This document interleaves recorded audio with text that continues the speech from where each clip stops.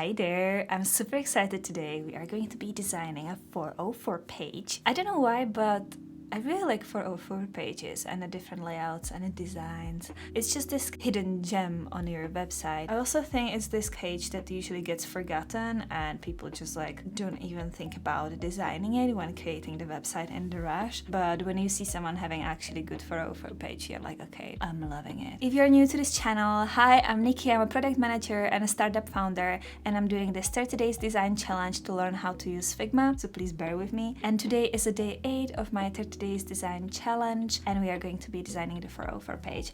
I'm going to speed up this video and we will going to review the result in the end. You can also skip, there are the chapters in this video.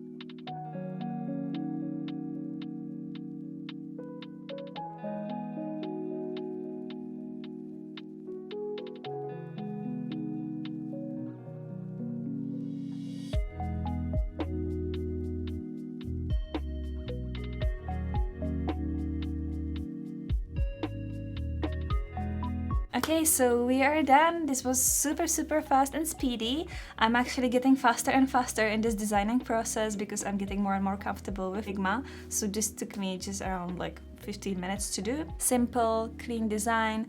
Productgeek.club is actually a domain that I bought for myself, and I'm planning to create a website for product managers there. I might actually use this for offer page myself and this kind of color scheme for my website. Maybe I will just change it slightly. I know that a lot of people are doing this spacey design for 404 pages and saying, oops, you're lost in space. So yeah, nothing original here, but I really wanted to try it, so why not in this design challenge. I created this simple style of stars and then kind of created the layers and gave it a different opacity to give it that dimension. Yeah, let me know what you think about this in the comments, if you like the design and if I should go with this one for my own website as well. If you enjoyed the video, make sure you give it a like and subscribe to the YouTube channel so you don't miss out on the next one.